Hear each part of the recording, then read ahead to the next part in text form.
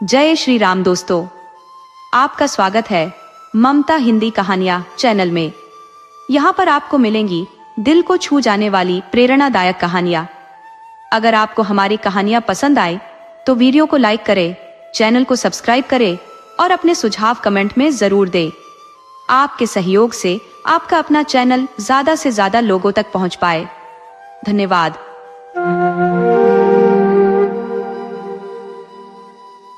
आजकल बड़े शहरों में तो नर्स, दाइयां और लेडी डॉक्टर हर जगह मौजूद है, लेकिन गांव देहात में जच्चा खानों की कमान अभी भी भंगिनों के हाथ में ही है। निकट भविष्य में भी इस व्यवस्था में कोई खास बदलाव की उम्मीद नहीं। बाबू महेश नाथ, जो गांव के जमींदार और पढ़े लिखे थे, इस बात को समझते थे कि जच्चा खानों में सुधार की बहुत जरूरत है, लेकिन इस सुधार की राह में जो अड़चनें थी उनसे पार कैसे पाए। कोई नर्स गांव आने को तैयार नहीं होती थी, और अगर कोई 1000 मिन्नतों के बाद मान भी जाती तो उसकी मांगी हुई फीस इतनी ज्यादा होती कि बाबू महेश नाथ के पास और कोई चारा न रहता सिवाय चुपचाप लौट जाने के। लेडी डॉक्टर को बुलाने का तो सवाल ही नहीं उठता था। उसकी फीस इतनी भारी होती कि शायद आधी जायदाद बेचनी पड़ती। नतीजतन जब 3 बेटियों के बाद चौथा बेटा हुआ तो वही पुराना गूदड़ और उसकी बहू काम आए। बच्चों का जन्म अक्सर रात के वक्त ही होता है। एक दिन आधी रात को गूदड़ के घर के सामने ऐसा हल्ला मचा कि आसपास के लोग भी जाग गए। मामला लड़की का तो था नहीं कि कोई धीमी आवाज में पुकार लगाता। गूदड़ के घर में इस दिन की तैयारी महीनों से चल रही थी। बस यही डर था कि कहीं फिर से बेटी ना हो जाए, नहीं तो वही 1 रुपया और साड़ी मिलकर बात खत्म हो जाती। इस मुद्दे पर गूदड़ और उसकी बीवी के बीच कई बार झगड़े हो चुके थे, यहाँ तक कि शर्तें भी लग चुकी थी। उसकी बीवी कहती, अब की बार अगर बेटा न हुआ तो मैं मुंह नहीं दिखाऊंगी।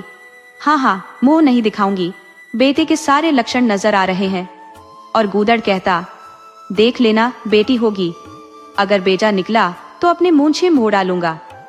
शायद गूदड़ यह सोचता था कि इस तरह बीवी की बेटे की चाहत को बढ़ावा देकर वह किसी तरह बेटे के आने का रास्ता साफ कर देगा।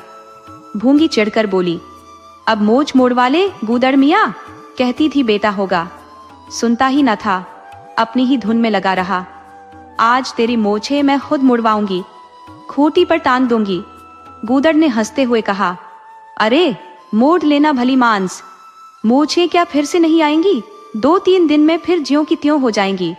लेकिन सुन ले, जो कुछ मिलेगा उसका आधा हिस्सा मैं रख लूंगा, साफ साफ कह देता हूँ। भूंगी ने उसे अंगूठा दिखाया और अपने 3 महीने के बच्चे को गूदड़ की गोद में डालकर सिपाही के साथ चल दी। गूदड़ हड़बड़ाकर बोला, अरे सुन तो, कहाँ भागी जा रही है? मुझे भी बधाई बजाने जाना पड़ेगा, इस बच्चे का क्या करूंगा? भूंगी ने दूर से ही पुकारा, उसे वहीं जमीन पर लिटा देना, मैं आकर दूध पिला जाऊंगी। महेश नाथ के घर में भूंगी की सेवा सत्कार में कोई कमी न थी। सुबह उसे हरीरा मिलता, दोपहर को पूरिया और हलवा परोसा जाता, शाम को अलग से कुछ और रात को फिर से दावत होती। गूदड़ को भी भरपेट खाना दिया जाता। भूंगी अपने बच्चे को मुश्किल से दिन में 1-2 बार ही दूध पिला पाती। बच्चे के लिए ऊपर का दूध उपलब्ध था। भूंगी का दूध बाबू साहब का सौभाग्यशाली बालक पीता था। यह सिलसिला 12वें दिन भी नहीं थमा। मालकिन एक स्वस्थ और बलिष्ठ महिला थी, लेकिन इस बार कुछ ऐसा संयोग हुआ कि उनका दूध ही नहीं उतरा। पिछली बार जब उनकी 3 बेटियां हुई थी तो इतना दूध था कि लड़कियों को हजम करने में परेशानी हो जाती थी। अब की बार 1 बूंद भी नहीं। भूंगी अब दाई भी थी और दूध पिलाई भी। मालकिन उससे कहती, भूंगी हमारे बच्चे को पाल दे, फिर जब तक तू जिए आराम से बैठकर खाती रहना। 5 बीघा जमीन माफी में दिलवा दूंगी, तेरे नाती पोते तक सुखी रहेंगे। परंतु भूंगी का अपना लाडला ऊपर का दूध पचाने में असमर्थ था। वह बार बार उल्टी करता और दिन ब दिन दुर्बल होता जा रहा था। भूंगी कहती, बहू जी मूडन में चूड़े लूंगी, कहे देती हूँ। बहू जी मुस्कुराकर जवाब देती, हाँ चूड़े लेना, क्यों धमकाती है? चांदी के लेंगे या सोने के? वाह बहू जी, चांदी के चूड़े पहनकर किससे नजर मिलाऊंगी और किसकी हंसी होगी? अच्छा सोने के लेना भाई, कह तो दिया। और ब्याह में कंठा लूंगी और चौधरी गूदड़ के लिए हाथों के तोड़े, वह भी लेना, भगवान वह दिन दिखाए। घर में मालकिन के बाद भूंगी का दबदबा था। महरिया, महाराजिन और सभी नौकर चाकर उसकी इज्जत करते थे। खुद मालकिन भी कई बार उससे सहम जाती थी। एक बार तो उसने महेशनाथ को भी डांट दिया था। उन्होंने हंसकर बात टाल दी। बात भंगियों पर चल रही थी। महेशनाथ ने कहा था, दुनिया में चाहे कुछ भी हो जाए, भंगी भंगी ही रहेंगे, उन्हें आदमी बनाना कठिन है। इस पर भूमकी ने तपाक से कहा, मालिक, भंगी तो बड़े बड़ों को आदमी बनाते हैं, उन्हें कौन आदमी बनाएगा। ये दुस्साहस किसी और मौके पर भूंगी के लिए खतरनाक साबित हो सकता था, लेकिन इस बार बाबू साहब ठहाका लगाकर हंस पड़े और बोले, भूंगी, बात बड़े पते की कहती है। भूंगी का यह शासनकाल साल भर से अधिक नहीं चला। देवताओं ने बालक के भंगिन का दूध पीने पर आपत्ति जताई और मोतीराम शास्त्री तो प्रायश्चित्त का प्रस्ताव लेकर खड़े हो गए। दूध तो छुड़ाया जा चुका था, लेकिन प्रायश्चित्त का मामला मजाका का विषय बन गया। महेशनाथ ने डपटते हुए कहा, प्रायश्चित्त की बढ़िया कही शास्त्री जी, कल तक उसी भंगिन के सहारे जिंदा थे और अब वह अछूत हो गई। वाह रे तुम्हारा धर्म। शास्त्री जी ने क्रोधित होकर अपनी शिखा झटकी और बोले, ये तो सत्य है कि कल तक वह भंगिन के रक्त पर जीवित था, मांस खाकर पलता रहा, यह भी सही है, लेकिन कल की बात अलग थी, आज का समय अलग है। जगन्नाथपुरी में छूत अछूत सभी एक साथ भोजन करते हैं, लेकिन यहाँ ऐसा नहीं होता। बीमारी के वक्त हम भी नियम तोड़ देते हैं, कपड़े पहनकर खिचड़ी खा लेते हैं, लेकिन स्वस्थ होने पर तो धर्म का पालन करना ही पड़ता है। आपद धर्म अलग होता है। महेशनाथ ने तीखे स्वर में कहा, तो इसका मतलब यह हुआ कि धर्म समय और परिस्थिति के अनुसार बदलता रहता है। और क्या, राजा का धर्म अलग, प्रजा का धर्म अलग, अमीर का धर्म अलग, गरीब का धर्म अलग। राजे महाराजे जो चाहे खाएं, जिसके साथ चाहे खाएं, जिससे चाहे विवाह करें, उन पर कोई पाबंदी नहीं। समर्थ पुरुष है, पाबंदियां तो सिर्फ आम लोगों के लिए होती है। प्रायश्चित्त तो हुआ नहीं, लेकिन भूंगी को अपनी जगह से हटना पड़ा। हाँ, उसे इतनी दान दक्षिणा मिली कि वह अकेले संभाल नहीं सकी। सोने के चूड़े और 2 नई सुंदर साड़ियां मिली, जो साधारण नहीं थी। लेकिन इसी साल प्लेग ने अपना प्रकोप दिखाया और गूदड़ पहले ही इसकी चपेट में आ गया। भूंगी अकेली रह गई, पर उसकी गृहस्थी जैसे तैसे चलती रही। लोग इंतजार करते रहे कि भूंगी अब गिर जाएगी, किसी भंगी से उसकी बातचीत होगी या फलां चौधरी आएंगे, लेकिन न वह कहीं आई न कहीं गई। 5 साल बीत गए। उसका बेटा मंगल, जो दुर्बल और हमेशा बीमार रहता था, अब दौड़ने फिरने लगा। हालांकि सुरेश के सामने वह छोटा और कमजोर ही लगता था। एक दिन भूंगी महेशनाथ के घर का परनाला साफ कर रही थी। महीनों की गंदगी जमा हो चुकी थी। आंगन में पानी भरने लगा था।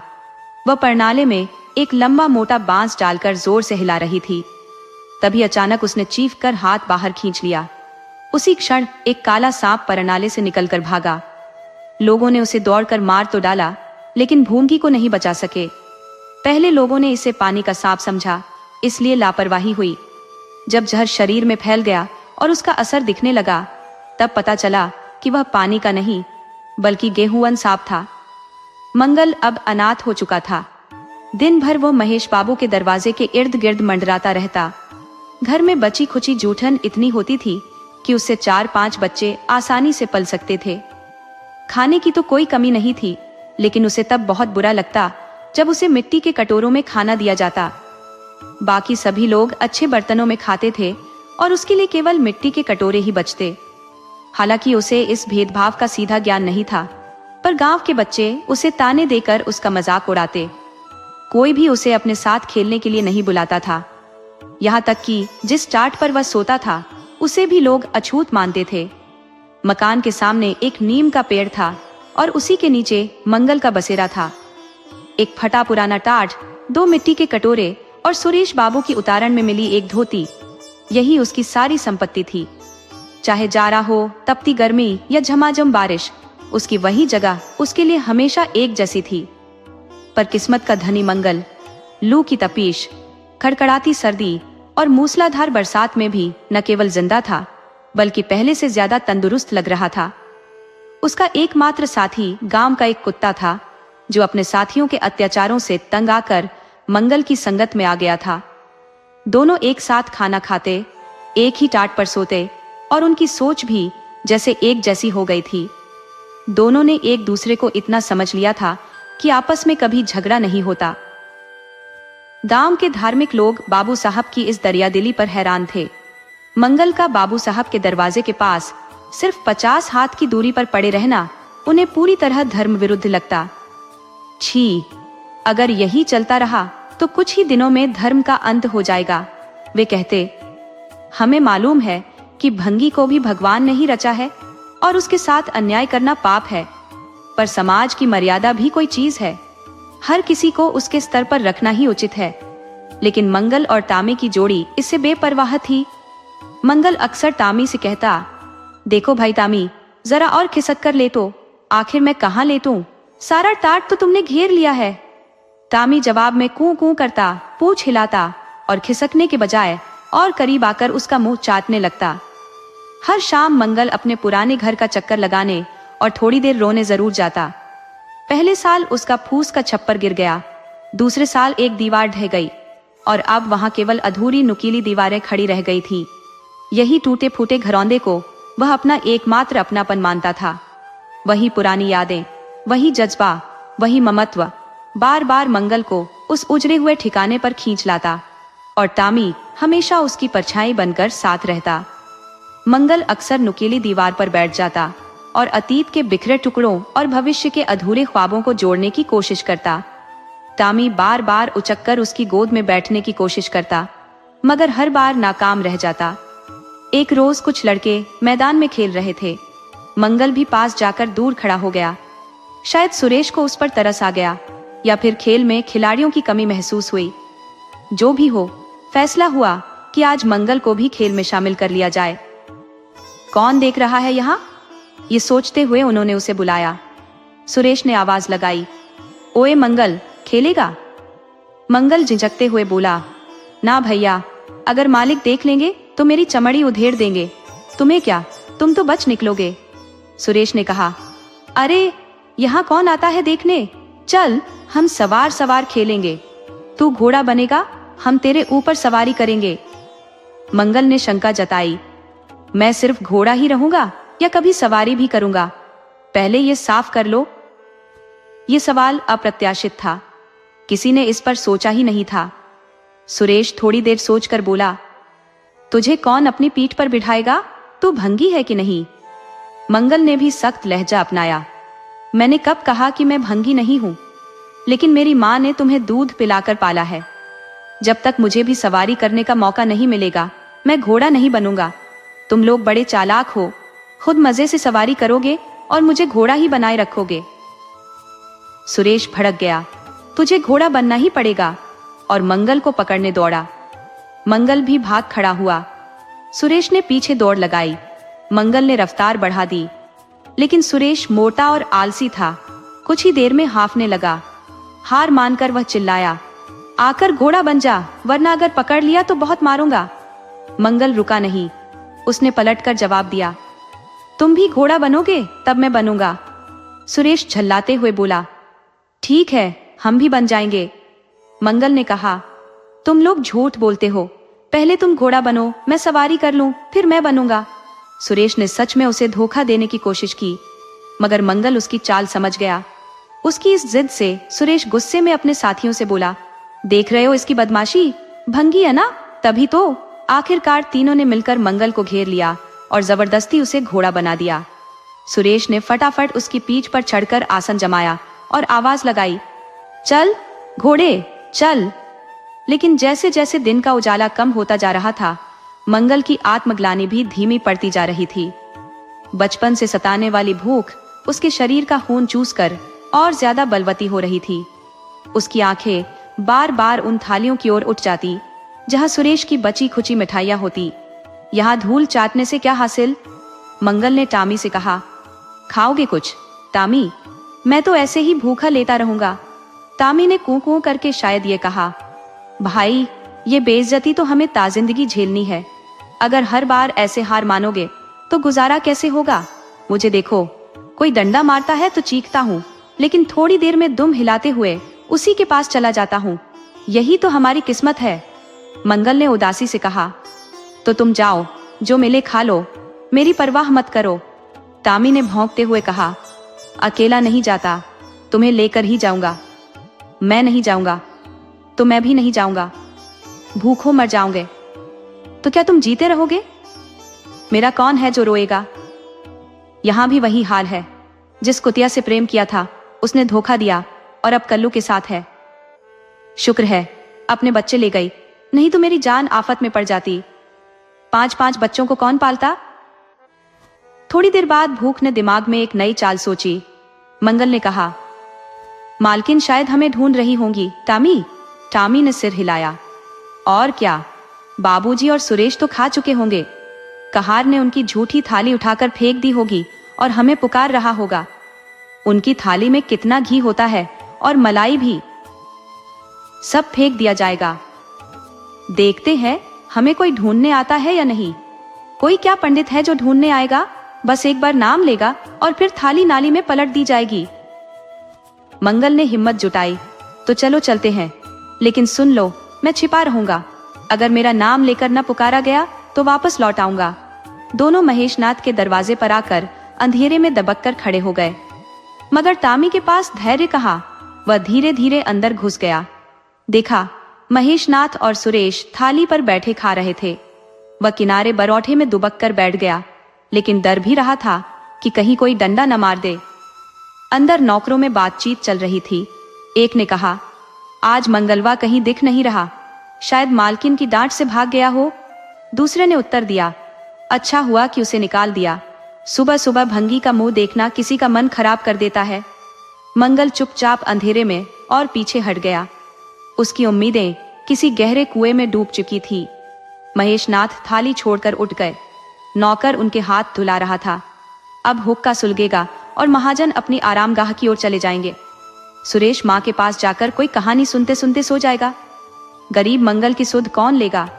इतनी देर हो गई पर किसी ने उसका नाम तक नहीं लिया।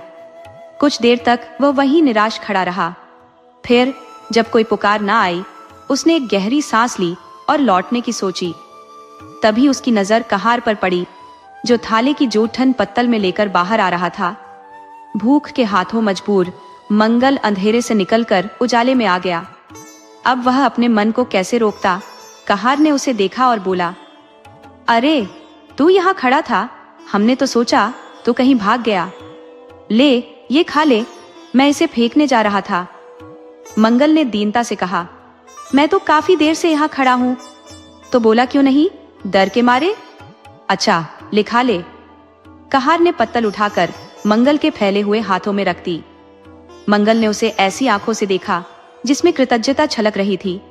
तभी टामी भी अंदर से बाहर निकल आया। दोनों वहीं नीम के पेड़ के नीचे बैठ गए और खाने लगे। मंगल ने एक हाथ से टामी का सिर सहलाते हुए कहा, देखा पेट की आग कैसी होती है। ये लात की मारी हुई रोटियां भी न मिलती तो क्या करते? टामी ने अपनी दुम हिलाकर सहमति जताई। सुरेश को अम्मान ने पाला था, मंगल ने टामी से कहा। टामी ने फिर दुम हिलाई।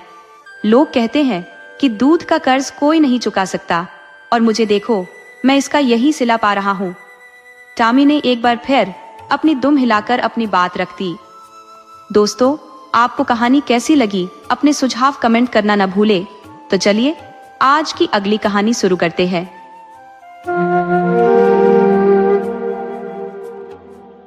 जिन साहसी तुर्कों के प्रचंड पराक्रम से ईसाई जगत थर्राता था, आज वही तुर्की रक्त कुस्तुनतुनिया की गलियों में बहकर इतिहास की स्याही लिख रहा है। वही कुस्तुनतुनिया जो एक शताब्दी पूर्व तुर्कों की दहशत से सहमा हुआ था, आज उन्हीं के रक्त में अपनी सुलगती पीड़ा की ठंडक ढूंढ रहा है। तुर्की सेना का सेनापति अपने 1 लाख सैनिकों के साथ तैमूर की तलवार के सामने अपने भाग्य का न्याय सुनने खड़ा है। तैमूर ने अपनी विजयी दृष्टि उठाई और यजदानी की ओर ऐसे देखा जैसे कोई सिंह अपने शिकार को देखता है। वह गरजता हुआ बोला, क्या चाहते हो, जीवन या मृत्यु? यजदानी ने अपराजित गर्व के साथ सिर उठाया और कहा, यदि सम्मान के साथ जीवन मिले तो जीवन, अन्यथा मृत्यु स्वीकार है। तैमूर का क्रोध जैसे ज्वालामुखी बनकर फट पड़ा। जिसने अब तक बड़े बड़े गर्वीले राजाओं को झुकाया था, वह इस उत्तर को सहन नहीं कर सकता था। 1,00,000 जिंदगियां उसकी मुट्ठी में थी, जिन्हें वह पल भर में कुचल सकता था। और इस पर ऐसा गर्व, सम्मानित जीवन की बात। तैमूर की दृष्टि में इसका यही अर्थ था कि गरीबों का जीवन फिर से अमीरों के ऐश्वर्य और विलासिता पर बलिदान किया जाए। वही मदिरा की सभाएं, वही अर्मीनिया की परिया और काफ के मृदु स्वप्न।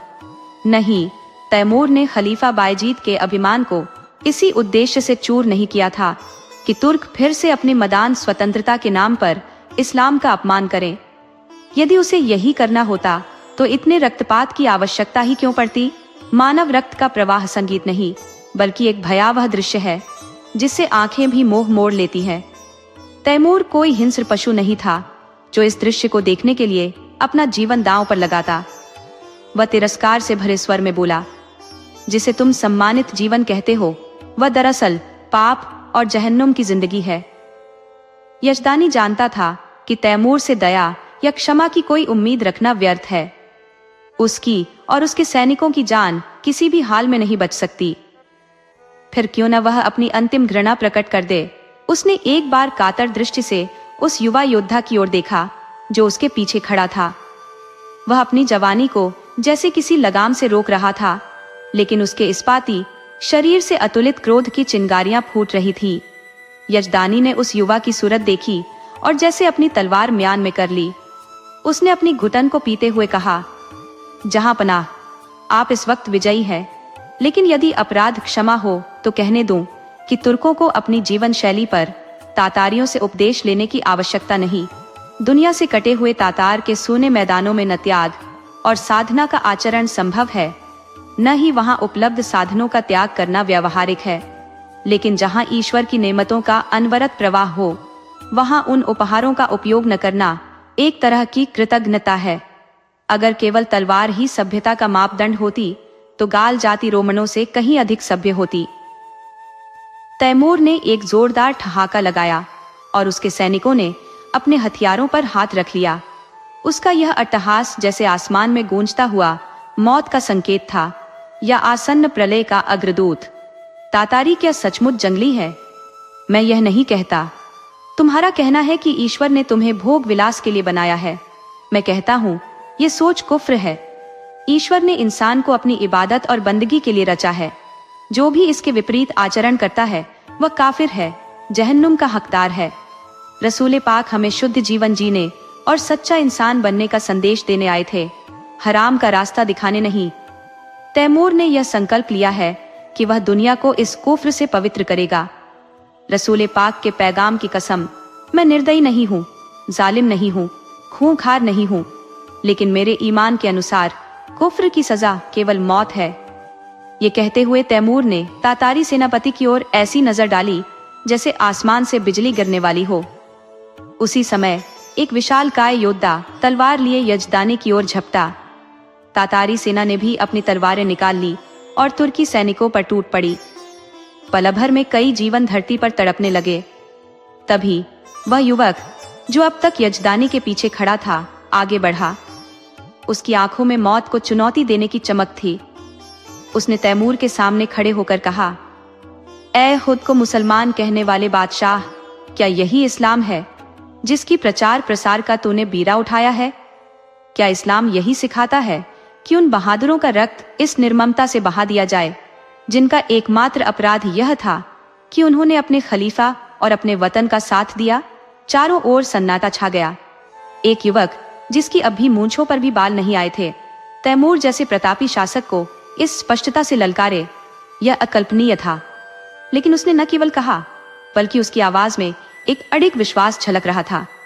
सभी चकित थे और तैमूर मंत्रमुग्ध सा उस युवक को देखता रह गया। युवक ने एक क्षण तातारी सैनिकों की ओर देखा, जिनके चेहरे पर एक विचित्र उत्सुकता और समर्थन का भाव था, और बोला, तू इन मुसलमानों को काफिर कहता है और समझता है कि इन्हें कत्ल करके तो खुदा और इस्लाम की खिदमत कर रहा है?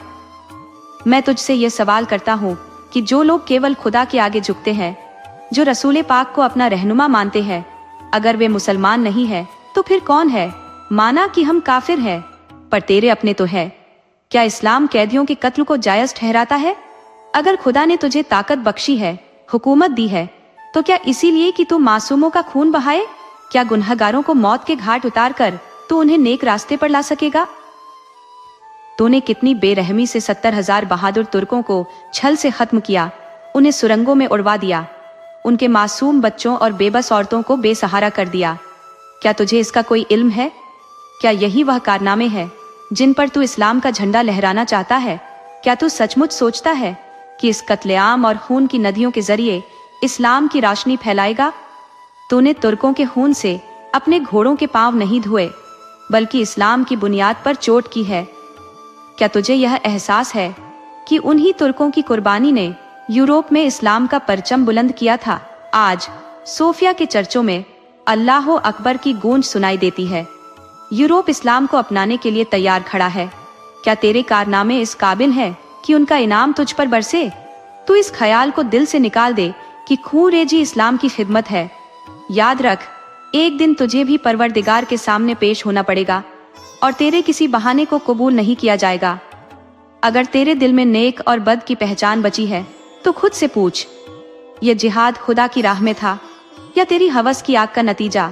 मुझे यकीन है तेरा दिल ऐसा जवाब देगा जो तेरी गर्दन झुका देगा।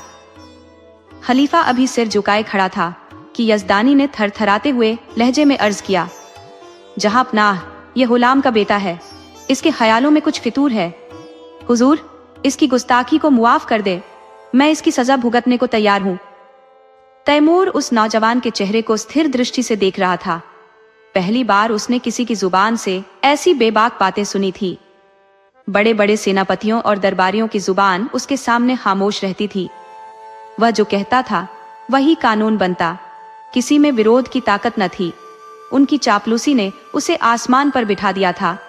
उसे यह भ्रम हो गया था कि खुदा ने उसे इस्लाम को बचाने और सुधारने के लिए इस दुनिया में भेजा है।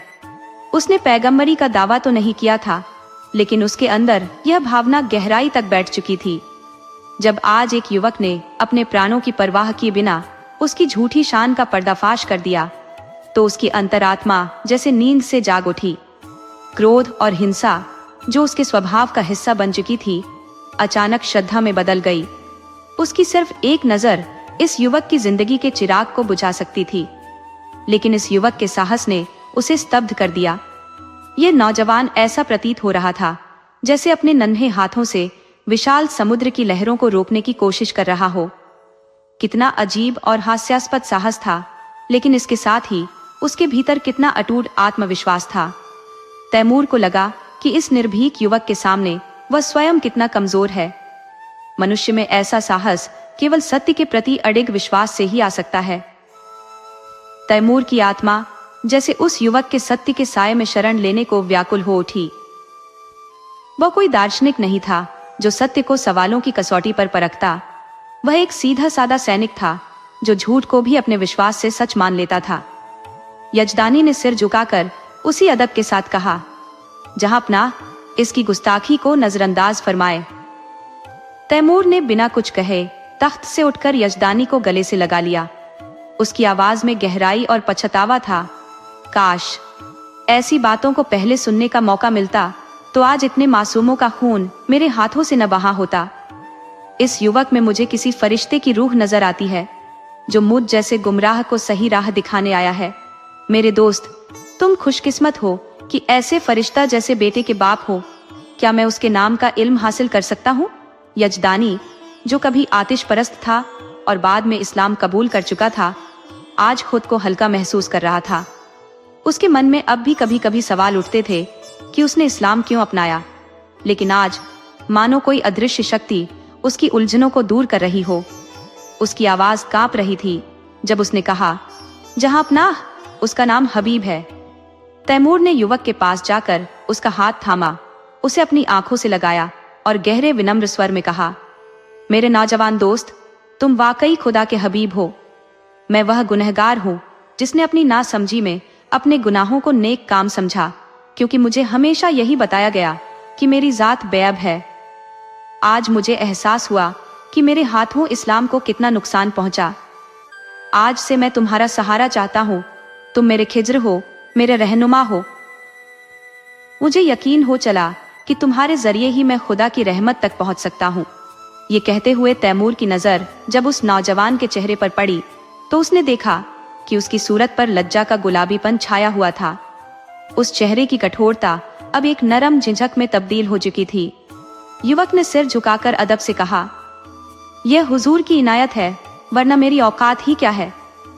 तैमूर ने उसे अपनी तरफ खींचकर पास के तख्त पर बिठा दिया और अपने सेनापति को फरमान जारी किया, सभी तुर्क कैदियों को रिहा कर दो, उनके हथियार वापस कर दो और जो माल मत्ता लूटा गया है उसे सिपाहियों के बीच बराबरी से बांट दिया जाए। जहां एक ओर वजीर इस हुक्म की तामील में लग गया, वहीं दूसरी ओर तैमूर ने हबीब का हाथ पकड़कर उसे अपने खेमे में ले गया। वहां पहुंचकर उसने मेहमानों के लिए दावत का बंदोबस्त किया। भोजन समाप्त होने के बाद तैमूर ने अपने जीवन का हर एक काला सच आंसुओं के साथ बयां कर डाला। उसकी कहानी शुरू से लेकर अंत तक अमानवीयता और क्रूरता के कारनामों से भरी हुई थी, जिन्हें उसने यह सोचकर अंजाम दिया कि वह ईश्वर के आदेशों का पालन कर रहा है। लेकिन अब वह खुदा को क्या मुंह दिखाएगा। उसकी हिचकियां बंध गई और आंसुओं से भीगी आवाज में उसने हबीब से कहा, मेरे जवान दोस्त, अब मेरी नया को सिर्फ आप ही पार लगा सकते हैं। आपने मुझे राह दिखाई है तो अब मंजिल तक पहुंचाइए। मेरी बादशाहत को आप ही संभाल सकते हैं। मुझे समझ आ गया है कि मैं इसे बर्बादी की तरफ ले जा रहा था। खुदा के वास्ते मेरी यह इल्तजा कबूल कर लीजिए, वरना मैं कहीं का नहीं रहूंगा। यजदानी ने अदब के साथ कहा, जहांपनाह, यही आपकी मेहरबानी है, लेकिन इस लड़के की उम्र ही क्या है। वजारत की जिम्मेदारी यह कैसे उठा पाएगा। अभी इसके सीखने संवरने के दिन है। एक तरफ इनकार था, दूसरी तरफ तैमूर का अटल आग्रह। यजदानी मना तो कर रहे थे, लेकिन उनके दिल में फख्र भी हो रहा था। मूसा आग लेने गए थे, पैगंबरी मिल गई।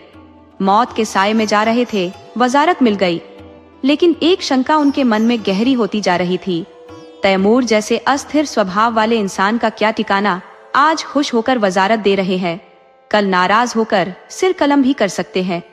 उन्हें हबीब की काबिलियत पर पूरा भरोसा था, लेकिन एक अज्ञात डर उनके दिल में था। पराये मुल्क में क्या हालात बने ये कौन जानता है। दरबार की साजिशों का कोई ठिकाना नहीं। हबीब नेक है, होशियार है और मौके की नजाकत समझता है, लेकिन वह अनुभव कहां से लाएगा जो उम्र के साथ आता है। यजदानी ने इस बारे में सोचने के लिए एक दिन की मोहलत मांगी और रुखसत हो गए। हबीब यजदानी का बेटा नहीं बल्कि बेटी थी। उसका नाम उम्मतुल हबीब था। जब यजदानी और उनकी पत्नी ने इस्लाम कबूल किया, उस वक्त हबीब महज 12 साल की थी, लेकिन खुदा ने उसे सिर्फ बुद्धि और समझ नहीं बल्कि सोचने समझने की आजादी भी दी थी। वह किसी भी बात को तब तक नहीं मानती थी जब तक उसे खुद परख न ले। माँ बाप के धर्म परिवर्तन से वह थोड़ी परेशान जरूर हुई, मगर उसने तय किया कि बिना इस्लाम और अपने धर्म का गहराई से अध्ययन किए वह कुछ नहीं करेगी। यजदानी और उनकी पत्नी ने भी उस पर किसी तरह का दबाव नहीं डाला। उन्होंने कहा, जैसे हमें अपना धर्म बदलने का हक है, वैसे ही तुम्हें अपने धर्म पर कायम रहने का अधिकार है। ये सुनकर हबीब को सुकून मिला और उसने दोनों धर्मों का तुलनात्मक अध्ययन शुरू किया। पूरे 2 साल तक उसने गहन अध्ययन किया, फिर खुद के दिल से इस्लाम कबूल कर लिया। उसके माता पिता खुशी से झूम उठे। उन्हें फक्र हुआ कि उनकी बेटी ने यह कदम दबाव में नहीं बल्कि अपनी मर्जी और समझ से उठाया। यजदानी का कोई बेटा नहीं था और उस दौर में जब तलवार ही सबसे बड़ी ताकत मानी जाती थी, बेटा न होना बहुत बड़ा अभिशाप समझा जाता था। इसलिए यजदानी ने अपनी बेटी को ही बेटे की तरह पालने का फैसला किया। उम्मतुल हबीब को लड़कों जैसा ही सिखाया पढ़ाया गया। वह लड़कों जैसे कपड़े पहनती, घुड़सवारी करती, हथियार चलाना सीखती और अक्सर अपने पिता के साथ खलीफा बायजीद के महलों में जाती। वहां वह राजकुमारी के साथ शिकार पर जाया करती। सिर्फ शस्त्र विद्या ही नहीं, उसने दर्शन, साहित्य, विज्ञान और आध्यात्म का भी अध्ययन किया। 16 साल की उम्र में वह सैनिक विद्यालय में दाखिल हुई और 2 साल में वहां की सबसे कठिन परीक्षा पास करके फौज में शामिल हो गई। उसकी वीरता और नेतृत्व क्षमता देखकर खलीफा बायजीद इतना प्रभावित हुआ कि उसे तुरंत 1000 मनसब से नवाजा। इतनी काबिल और आकर्षक युवती को चाहने वालों की कमी नहीं थी। कई अफसर और राजघराने के युवक उसके दीवाने थे। हर दिन उसके लिए निकाह के प्रस्ताव आते, मगर वह हमेशा इनकार कर देती। उसका विवाह में कोई दिलचस्पी नहीं थी। उसे लगता था कि युवतियां बड़े सपनों के साथ ब्याही जाती है, मगर अंत में महलों में कैद होकर उपेक्षित जीवन बिताती है। यही ख्याल उसे शादी से दूर रखता था। उस समय क्या हालात होंगे, इसका सटीक अंदाजा लगाना मुश्किल है। यहाँ पर तो मैं मौजूद था, हर एक नकारात्मकता को मुंह बंद करने पर मजबूर कर देता था। लेकिन वहां तुम्हें अकेला रहना होगा और अफवाहों को अपनी मनमर्जी के झूठ फैलाने का मौका मिल जाएगा। उसकी पत्नी इस पूरे मामले में स्वेच्छा को उतना महत्व नहीं देना चाहती थी। उसने कहा, मैंने सुना है कि तैमूर का स्वभाव ठीक नहीं है। मैं तुम्हें किसी भी सूरत में जाने नहीं दूंगी। अगर कुछ ऊंच नीच हो गया तो दुनिया हमारा मजाक उड़ाएगी। वैसे भी हमारे खिलाफ हंसने वालों की कमी नहीं है। पति पत्नी देर तक इस पर चर्चा करते रहे, ऊंच नीच का विश्लेषण करते रहे, लेकिन हबीब खामोश बैठी रही। यजदानी को लगा कि हबीब उनके फैसले से सहमत है। इनकार का संदेश देने के लिए ही जैसे हबीब ने अचानक पूछा, आप तैमूर से क्या कहने वाले हैं?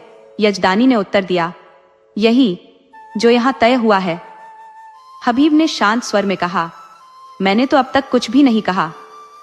यजदानी ने कहा, मुझे लगा कि तुम भी हमारी राय से सहमत हो। हबीब ने दृढ़ता से उत्तर दिया, जी नहीं, आप जाकर उनसे कह दें कि मैं इस प्रस्ताव को स्वीकार करती हूँ। उसकी माँ ने छाती पर हाथ रखकर कहा, ये क्या कर रही हो बेटी? सोचो, लोग क्या कहेंगे। यजदानी भी सदमे में सिर पकड़कर बैठ गए, मानो उनके दिल पर किसी ने गहरी चोट कर दी हो। उनकी जुबान से एक भी शब्द नहीं निकला। हबीब ने चेहरे पर दृढ़ता लाते हुए कहा, अम्मी जान, मैं आपके आदेश को ठुकराना नहीं चाहती। आपके पास पूरा अधिकार है कि आप मुझे जाने दें या न दें, लेकिन यह मौका मेरे जीवन में शायद दोबारा ना आए। इस अवसर को खोने का गम मुझे ताउम्र रहेगा। मुझे यकीन है कि मैं अमीर तैमूर को अपनी ईमानदारी, निष्पक्षता और वफादारी से इंसानियत की राह पर ला सकती हूँ। शायद उसके हाथों निर्दोषों का कत्लेआम रुक जाए। वह साहसी है, लेकिन बेरहम नहीं। कोई सच्चा साहसी इंसान बेरहम नहीं हो सकता।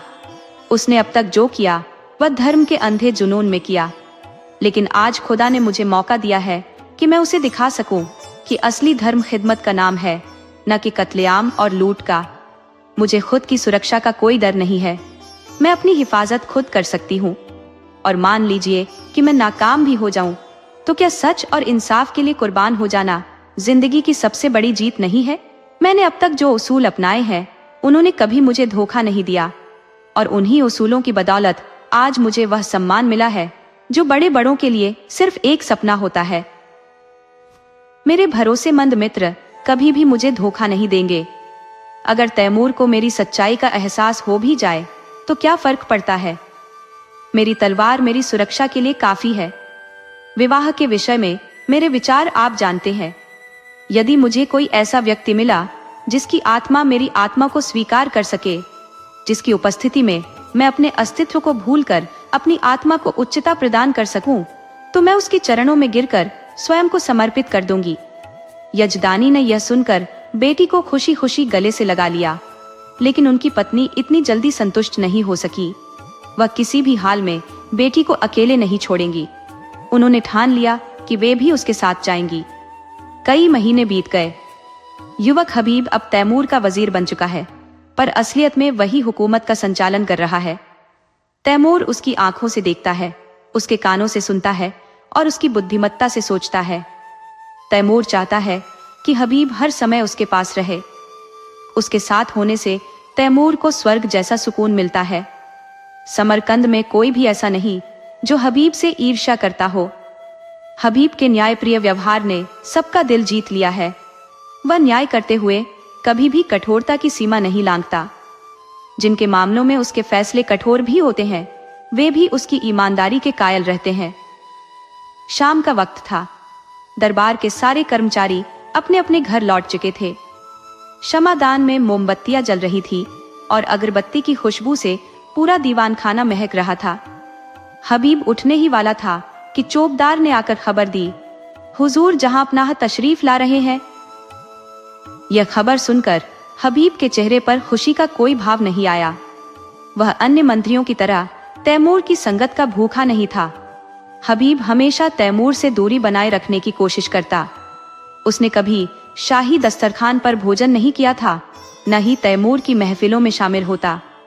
उसे सुकून केवल तब मिलता जब वह अपनी माँ के पास जाकर दिन भर का हाल सुनाता और वह अपनी सहमति की मोहर उस पर लगा देती। हबीब दरवाजे पर जाकर तैमूर का स्वागत करता है। तैमूर मसनद पर बैठते हुए कहता है, मुझे ताज्जुब होता है कि तुम अपनी जवानी में सूफियों जैसी जिंदगी कैसे बसर करते हो हबीब। खुदा ने तुम्हें ऐसा रूप लावण्य दिया है कि सबसे हसीन औरतें भी तुम्हारी आशिक बनने को अपना सौभाग्य समझेंगी। शायद तुम्हें खबर नहीं, जब तुम अपने काले घोड़े पर सवार होकर बाहर निकलते हो तो समरकंद की खिड़कियों पर हजारों आंखें तुम्हारी एक झलक देखने के लिए बेचैन रहती हैं, मगर तुम्हें किसी तरफ आंख उठाते कभी नहीं देखा गया। मेरा रब जानता है मैं कितनी शिद्दत से यह चाहता हूँ कि तुम्हारे पद चिन्हों के सांचे में अपने कदम रख सकूं, परंतु यह संसार मेरी गर्दन पर शिकंजा कसे रहता है। मैं हसरत रखता हूँ कि जैसे तुम दुनिया में रहकर भी उससे अलिप्त रहते हो, उसी भांति मैं भी जी सकूं। लेकिन न मेरे पास वह जिगर है और न ही वह दिमाग। मैं हर पल अपने आप पर और पूरी दुनिया पर झुंझलाता रहता हूँ। ऐसा प्रतीत होता है जैसे मेरे भीतर हमेशा क्रोध और खून की प्यास धधकती रहती है, जिसे तुम बुझने नहीं देते। ये जानते हुए भी कि तुम्हारे हर कार्य में श्रेष्ठता का आलोक है, मैं अपने गुस्से को लगाम नहीं दे पाता। तुम जिस ओर से गुजरते हो, मोहब्बत और उजाले की लकीर खींच जाते हो। जिनसे बैर होना चाहिए वे भी तुम्हारे सखा बन जाते हैं, और मैं जिस दिशा से गुजरता हूँ केवल नफरत और शंका के बादल घनेरे कर देता हूँ। जिनसे मित्रता होनी चाहिए वे भी मेरे दुश्मन बन जाते हैं। इस दुनिया में बस एक जगह है जहाँ मुझे राहत का एहसास होता है। अगर तुम समझते हो कि यह ताज और तख्त मेरे रास्ते की बेड़िया है, तो खुदा की सौगंध मैं इन्हें आज ही ठुकरा दूं। मैं यहाँ तुम्हारे पास इस याचना के साथ आया हूँ कि तुम मुझे वह मार्ग दिखाओ जिससे मैं असली खुशी पा सकूं। मैं चाहता हूँ तुम यहीं इस महल में रहो ताकि मैं तुमसे असली जीवन का पाठ सीख सकूं। हबीब का हृदय एक पल के लिए थम सा गया। क्या अमीर ने नारीत्व के उस गूढ़ रहस्य को जान लिया है? उसे यह समझ नहीं आया कि इस पर वह क्या उत्तर दे। उसके कोमल हृदय में तैमूर की इस वेदनामयी आत्मग्लानि ने करुणा भर दी। वह तैमूर जिसका नाम सुनकर पूरी दुनिया सिहर उठती थी, आज उसके सामने एक निरीह प्राणी बनकर प्रकाश की याचना कर रहा था। तैमूर के कठोर, विकृत और शुष्क हिंसक रूप में उसने एक मृदुल और मधुर ज्योति देखी, मानो जागृत आत्मबोध उसकी आंखों से झांक रहा हो। हबीब को अपना ठहराव पूर्ण जीवन, जिसमें ऊर्ध्वगति की कोई स्मृति शेष नहीं थी, तैमूर की इस विफल छटपटाहट के समक्ष तुच्छ प्रतीत हुआ। उसने संजीवित स्वर में कहा, हुजूर, इस गुलाम की इतनी बेशकीमती इज्जत करना मेरी खुशकिस्मती है, मगर मेरा इस शाही महल में ठहरना उचित नहीं है। तैमूर ने सवाल किया। क्यों? हबीब ने कहा, जहां दौलत हद से ज्यादा हो वहां लूटपाट का साया रहता है, और जहां इज्जत हद से ज्यादा हो वहां दुश्मनी के कांटे उगते हैं। तैमूर ने विस्मय से पूछा, क्या तुम्हारा भी कोई दुश्मन हो सकता है? हबीब ने मुस्कुराते हुए कहा, मैं खुद ही अपना सबसे बड़ा दुश्मन बन जाऊंगा। इंसान का सबसे बड़ा शत्रु उसका अहंकार है। तैमूर को ऐसा लगा जैसे कोई अनमोल रत्न उसके हाथ लग गया हो। मन ही मन उसने आदमी का सबसे बड़ा दुश्मन गरूर है वाले वाक्य को दोहराया और कहा, हबीब, तुम कभी मेरे काबू में नहीं आ सकते।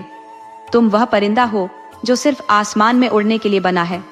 अगर तुम्हें सोने के पिंजरे में भी रख दूं तो भी तुम फड़फड़ाते रहोगे। खैर, खुदा हाफिज।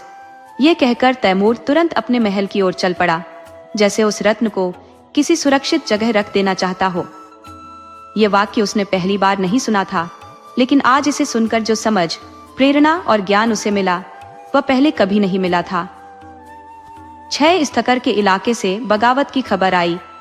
हबीब को अंदेशा हुआ कि तैमूर वहां पहुंचकर कहीं कत्लेआम न कर दे। वह इस विद्रोह को शांतिपूर्ण तरीके से सुलझाकर तैमूर को यह दिखाना चाहता था कि सद्भावना की ताकत कितनी बड़ी होती है। तैमूर उसे इस मुहिम पर भेजने को तैयार नहीं था, लेकिन हबीब के जिद के आगे झुकना पड़ा। जब कोई और रास्ता न सूझा तो हबीब ने कहा, हुजूर, जब गुलाम मौजूद है तो आप अपनी जान खतरे में कैसे डाल सकते हैं? तैमूर मुस्कुराया और बोला, हबीब, मेरी जान तुम्हारी जान के मुकाबले कुछ भी नहीं है। फिर मैंने तो कभी अपनी जान की परवाह की ही नहीं। मैंने इस दुनिया में बस कत्ल और लूटपाट की यादें छोड़ी हैं। मेरे मरने पर कोई मेरे नाम को याद नहीं करेगा। मेरे जैसे लुटेरे तो हमेशा पैदा होते रहेंगे, लेकिन अगर तुम्हारे दुश्मनों को कुछ हो गया तो यह सल्तनत बर्बाद हो जाएगी और फिर मुझे अपने सीने में खंजर मारने के सिवा और कोई रास्ता नहीं बचेगा। हबीब, मैं ये नहीं कह सकता कि तुमसे मैंने कितना सीखा। काश तुम मुझसे 10-15 साल पहले मिले होते तो तैमूर का नाम इतिहास में इतना बदनाम न होता। आज अगर जरूरत पड़ी तो मैं अपने जैसे 100 तैमूरों को तुम्हारे लिए कुर्बान कर दूंगा। ये समझ लो कि मेरी रूह तुम्हारे साथ जा रही है। और हाँ हबीब, आज मैं तुमसे यह कहता हूँ कि मुझे तुमसे मोहब्बत है। ये बात अब जाकर मैं समझ पाया हूँ, लेकिन इसमें क्या बुराई है कि मैं भी तुम्हारे साथ चलूं? हबीब ने दिल थाम कर कहा, अगर मुझे आपकी जरूरत महसूस होगी तो मैं आपको खबर कर दूंगा। तैमूर ने दाढ़ी पर हाथ रखकर कहा, जैसी तुम्हारी मर्जी, लेकिन हर रोज कासिद भेजते रहना, नहीं तो शायद मैं बेचैन होकर खुद चला आऊं। तैमूर ने बड़े प्यार से हबीब के सफर की तैयारियां की। तरह तरह की आरामदायक और जरूरी चीजें उसके लिए जमा की। कोहिस्तान के इलाके में ऐसी सुविधाएं कहाँ मिलेंगी। तैमूर इतनी लगन से जुटा हुआ था जैसे कोई माँ अपनी बेटी को ससुराल भेजने की तैयारी कर रही हो। जिस समय हबीब फौज के साथ रवाना हुआ, पूरा समरकंद उसकी विदाई में उमड़ पड़ा था। तैमूर अपने तख्त पर सिर झुकाए बैठा था, आंखों पर रुमाल रखा हुआ, जैसे कोई घायल पक्षी दर्द से बेहाल हो। इस थक्खर का इलाका अरमनी ईसाइयों का था। मुसलमानों ने उन्हें हराकर वहां अपनी हुकूमत कायम की थी और ऐसे सख्त नियम बना दिए थे जिनसे ईसाइयों को हर पल अपनी अधीनता का एहसास होता रहे। पहला नियम था जजिया, जिसे हर ईसाई को अदा करना पड़ता था, जबकि मुसलमान इससे मुक्त थे। दूसरा नियम था कि गिरजाघरों में घंटा नहीं बज सकता। और तीसरा नियम शराब पर रोक का था, जिसे मुसलमान हराम मानते थे। ईसाइयों ने इन बंधनों का विरोध किया और जब अधिकारियों ने ताकत का इस्तेमाल किया तो उन्होंने बगावत कर दी। उन्होंने मुसलमान सूबेदार को बंदी बना लिया और किले पर सलीबी झंडा फहरा दिया। हबीब को इस तखर में आए 2 दिन हो गए थे, लेकिन समस्या का हल उसे समझ नहीं आ रहा था। उसका दिल कहता था कि इन बंदिशों का कोई औचित्य नहीं, हर धर्म को बराबरी का सम्मान मिलना चाहिए। लेकिन वह जानता था कि मुसलमान इन पाबंदियों को हटाने पर राजी नहीं होंगे, और अगर वे मान भी गए तो तैमूर कभी इसकी इजाजत नहीं देगा। तैमूर में थोड़ा बदलाव तो आया है, लेकिन इन नियमों को खत्म करना उसके लिए नामुमकिन था। क्या वह ईसाइयों को उनकी धार्मिक आजादी के लिए सजा दे, जिसे वह सही मानता है, उसके खिलाफ कैसे जा सकता है? उसे सत्य का साथ देना होगा, चाहे नतीजा कुछ भी हो। वह जानता था कि अमीर को यह सब नागवार गुजरेगा, लेकिन उसे परवाह नहीं थी। अगली सुबह हबीब ने ऐलान करवाया, जजिया खत्म किया जाता है, शराब और घंटों पर अब कोई रोक नहीं होगी। ये सुनते ही मुसलमानों के बीच खलबली मच गई। लोग इसे कुफ्र और इस्लाम के खिलाफ करार देने लगे। तैमूर ने जिस इस्लाम की हिफाजत के लिए खून बहाया था, उसकी जड़ें अब उसके अपने वजीर हबीब पाशा के फैसले से हिल रही थी। स्थिति पलट गई। शाही फौज मुसलमानों के पक्ष में हो गई। हबीब ने इस्तखर के किले में शरण ली। अब मुसलमानों की ताकत दोगुनी हो गई थी। उन्होंने किले को घेर लिया और तैमूर को यह खबर देने के लिए कासिद भेजा कि हबीब ने बगावत कर दी है। रात आधी बीत चुकी थी। तैमूर को 2 दिन से इस्तखर की कोई खबर नहीं मिली थी। उसका मन शंकाओं से भर गया। उसे पछतावा हो रहा था कि उसने हबीब को अकेला क्यों भेजा। मान लिया कि हबीब बड़ा ही दूरदर्शी और नीति कुशल है, लेकिन अगर बगावत ने जोर पकड़ लिया तो वह गिनती के चंद सिपाहियों के साथ क्या कर पाएगा। और ये तय है कि बगावत तो जरूर जोर पकड़ेगी। वहां की ईसाई बड़े ही जिद्दी और जुझारू मिजाज के हैं। जब उन्हें भनक लगेगी कि तैमूर की तलवार अब सिर्फ शोभा की चीज बनकर रह गई है और उसे महलों की नर्म गर्म जिंदगी ही भाने लगी है, तो उनकी हिम्मत आसमान छूने लगेगी। अगर हबीब कहीं दुश्मनों के बीच घिर गया तो यह आफत से कम न होगा। तैमूर ने झल्लाकर अपने माथे पर हाथ मारा और करवट बदलते हुए खुद पर नाराजगी जाहिर की। आखिर वह इतना बेचैन और हिम्मतहीन क्यों महसूस कर रहा था? क्या उसका वही पुराना पराक्रम, वह तेज तर्रार शौर्य उससे छिन गया? जो नाम सुनते ही दुश्मनों के दिल दहल जाते थे, आज वही तैमूर अपने महलों की चारदीवारी में छिपा बैठा है। दुनिया यही समझेगी कि वह अब मैदान का शेर नहीं रहा, बल्कि कालीन पर आराम फरमाने वाला शेर बन गया है। हबीब तो फरिश्ता है, उसे इंसानी फितरत की खोट और चालाकियों की समझ कहाँ। वह दया, सच्चाई और निस्वार्थता का प्रतीक है, लेकिन उसे नहीं पता कि इंसान कभी कभी कितना क्रूर और शैतानी प्रवृत्ति का हो सकता है। शांति के दिनों में ये आदर्श बातें समाज और राष्ट्र को प्रगति की राह पर ले जाती है, लेकिन जंग के समय जब नफरत और हिंसा का तूफान उठता है, तब इन आदर्शों के लिए कोई जगह नहीं होती। जंग का कानून अलग है और अमन का अलग। तभी दरबार का चौबदार खबर लेकर आया कि इस तख्तर से एक कासिद ताज़ाद खबर लेकर पहुंचा है। कासिद ने तैमूर के सामने झुककर जमीन चूमी और ससम्मान किनारे खड़ा हो गया। तैमूर का रौब ऐसा गहरा था कि कासिद वह सब कुछ भूल गया जो वह बताने आया था। तैमूर ने त्योरियां चढ़ाकर गरजते हुए कहा, क्या खबर लाया है? 3 दिन बाद आया भी तो इतनी रात गए। कासिद ने फिर जमीन को चूमते हुए कहा, हुजूर, वजीर साहब ने जजिया खत्म करने का हुक्म दे दिया है। तैमूर का गुस्सा आसमान छूने लगा। क्या कहा? जजिया माफ कर दिया गया? किसने? वजीर साहब ने हुजूर। किसके आदेश से? अपने ही आदेश से मालिक। हूं? और हुजूर, शराब पर लगी पाबंदी भी खत्म कर दी गई है। हूं? और गिरजाघरों में घंटे बजाने की इजाजत भी दे दी गई है। हूं? और खुदाबंद, ईसाइयों ने मुसलमानों पर हमला भी कर दिया है। तो मैं क्या करूं? हुजूर, आप हमारे मालिक हैं।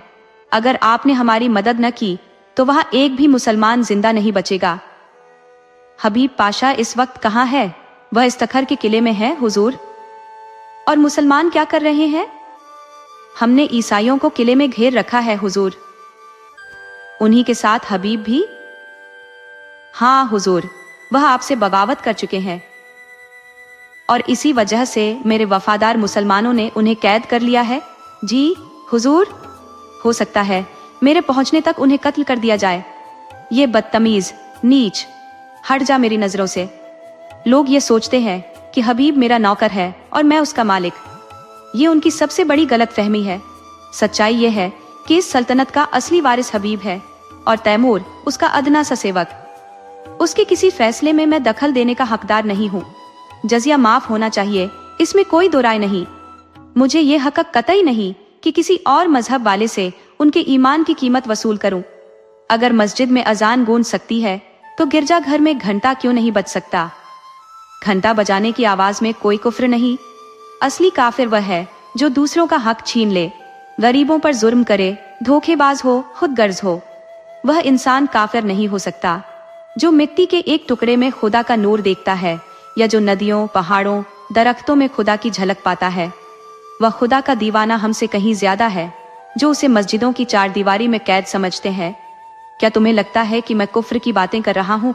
असल में किसी और को काफिर मानना ही सबसे बड़ा कुफ्र है। हम सब खुदा के बनाए हुए हैं, उसके बंदे हैं। अब जाओ और उन बागी मुसलमानों को जाकर कह दो कि अगर तुरंत घेरा नहीं हटाया गया तो तैमूर कयामत बनकर आ पहुंचेगा। कासिद स्तब्ध खड़ा था कि तभी बाहर खतरे का बिगुल गूंज उठा। तैमूर की फौजें जंग के सफर की तैयारियों में जुट गईं। तीसरे दिन जब तैमूर इस्तखर पहुंचा तो किले का घेरा हट चुका था। किले की तोपों ने उसका स्वागत किया। हबीब ने सोचा कि तैमूर ईसाइयों को सजा देने आया है। ईसाई सहमे हुए थे, लेकिन हबीब मुकाबले के लिए तैयार था। अगर ईसाइयों के अधिकारों की रक्षा में जान भी चली जाए तो कोई चिंता नहीं। इस मुद्दे पर कोई समझौता संभव नहीं था। अगर तैमूर तलवार के बल पर बात करना चाहता है तो उसका जवाब भी तलवार से ही दिया जाएगा। मगर यह क्या? शाही फौज सफेद झंडा दिखा रही थी। तैमूर लड़ने नहीं, सुलह करने आया था। हबीब और ईसाई सरदार किले के बाहर आए। तैमूर अकेले घोड़े पर सवार शांति का प्रतीक बनकर आगे बढ़ा। हबीब ने घोड़े से उतरकर आदाब किया। तैमूर भी घोड़े से उतर गया। हबीब का माथा चूमा और बोला, मैं सब कुछ सुन चुका हूँ हबीब। तुमने वही किया जो तुम्हारे सिवा कोई और नहीं कर सकता था। मुझे न जजिया वसूलने का हक था और न ही ईसाइयों के मजहबी अधिकार छीनने का। तुमने सही किया। आज दरबार में मैं इन सारी बातों की पुष्टि करूंगा और फिर एक ऐसी योजना पेश करूंगा जो कई दिनों से मेरे मन में है। मुझे उम्मीद है कि तुम उसे न सिर्फ मानोगे बल्कि मानना तुम्हारी मजबूरी होगी। हबीब का चेहरा फीका पड़ गया। कहीं सच्चाई उजागर तो नहीं हो गई? यह कौन सी योजना है? उसके दिल में उथल पुथल मच गई।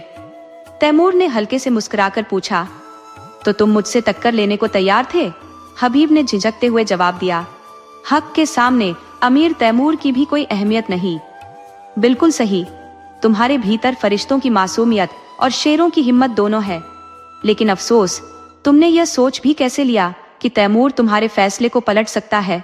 तुम ही ने तो मुझे सिखाया है कि सल्तनत किसी की निजी जायदाद नहीं होती। ये एक दरख्त है जिसकी हर शाख और हर पत्ती को बराबरी से पोषण मिलना चाहिए। दोनों किले के भीतर दाखिल हुए। सूरज अस्त हो चुका था। कुछ ही पलों में दरबार सजा। वहां तैमूर ने ईसाइयों के धार्मिक अधिकारों को स्वीकार कर लिया। चारों ओर से आवाजें गूंज उठी, खुदा हमारे शहंशाह की उम्र लंबी करे। तैमूर ने उनकी दुआओं को रोकते हुए कहा, दोस्तों, मैं इस दुआ के काबिल नहीं हूं।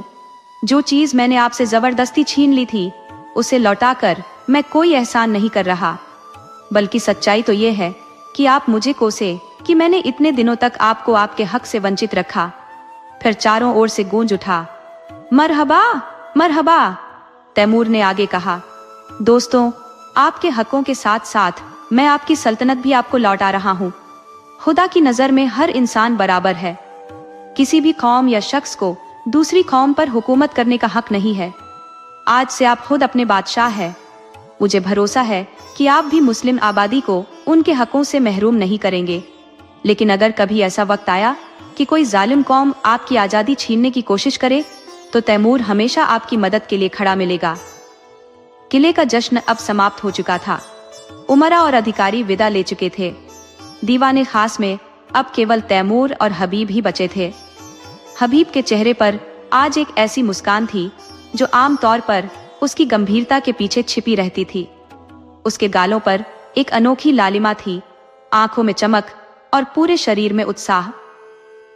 ऐसा रूप आज से पहले कभी नहीं देखा गया था। वह तैमूर से कई बार मजाक कर चुकी थी, कई बार हंसी ठिठोली कर चुकी थी। उसकी युवावस्था की मासूमियत, पद और अधिकार की सारी औपचारिकताओं को भूल उसकी बातों में झलकती रहती थी। अचानक तैमूर ने कहा, हबीब, मैंने हमेशा तुम्हारी हर बात मानी है। अब मैं तुम्हारे सामने वही प्रस्ताव रखता हूं जिसका जिक्र मैंने किया था। इसे तुम्हें हर हाल में मानना पड़ेगा। हबीब ने दिल की तेज धड़कन के साथ सिर झुकाकर कहा, हुक्म फरमाए। पहले यह वादा करो कि तुम इसे मानोगे। मैं तो आपका एक मामूली गुलाम हूं। नहीं, तुम मेरे मालिक हो। तुम मेरी जिंदगी की राशनी हो। तुमने मुझे जितना दिया है उसका हिसाब लगाना भी मुश्किल है। मैंने हमेशा इस सल्तनत को अपनी सबसे प्यारी चीज माना था। इसके लिए मैंने वो सब किया जो शायद नहीं करना चाहिए था। अपनों और गैरों दोनों के खून से इन हाथों को दागदार किया। लेकिन अब मेरा काम पूरा हो चुका है। मैंने इस सल्तनत की बुनियाद रख दी है। इस पर महल बनाना अब तुम्हारा काम है। मेरी इल्तजा है कि आज से इस बादशाहत की जिम्मेदारी तुम्हें लेनी होगी, मेरी जिंदगी में भी और मेरी मौत के बाद भी। हबीब ने आकाश की ओर देखते हुए कहा, इतनी बड़ी जिम्मेदारी, मेरे कंधे इतने मजबूत नहीं है। तैमूर ने विनम्रता से कहा, नहीं मेरे प्यारे दोस्त, तुम्हें मेरी यह प्रार्थना माननी ही होगी। हबीब की आंखों में मुस्कान और होठों पर झिझक उभर आई। उसने धीरे से कहा, मंजूर है। तैमूर ने खुशी से भरकर कहा, खुदा तुम्हें सलामत रखे। हबीब ने हल्की शरारत से कहा, लेकिन अगर आपको पता चले कि हबीब सिर्फ एक ना समझ, कच्ची अक्ल की कुंवारी लड़की है तो? तैमूर ने मुस्कुराकर कहा, तो वह मेरी सल्तनत की मलिका और मेरे दिल की रानी बन जाएगी। आपको बिल्कुल ताज्जुब नहीं हुआ? मैं पहले से जानता था। कब से? जब तुमने पहली बार अपनी जालिम आंखों से मेरी तरफ देखा था। मगर आपने इसे छिपाया कैसे? तुमने ही सिखाया। शायद यहां मेरे अलावा कोई और इस सच को नहीं जानता। आपने मुझे पहचान लिया, मगर कैसे? तैमूर ने मोहक नजरों से उसकी तरफ देखकर कहा, यह मैं कभी नहीं बताऊंगा। यही हबीब बाद में तैमूर की बेगम हमीदा के नाम से मशहूर हुई। दोस्तों, आपको कहानी कैसी लगी अपने सुझाव कमेंट करना न भूले। तो चलिए आज की अगली कहानी शुरू करते हैं।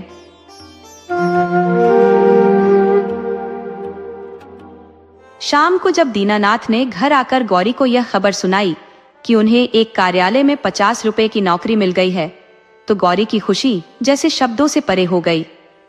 उसकी भगवान में आस्था पहले से कहीं अधिक गहरी हो गई।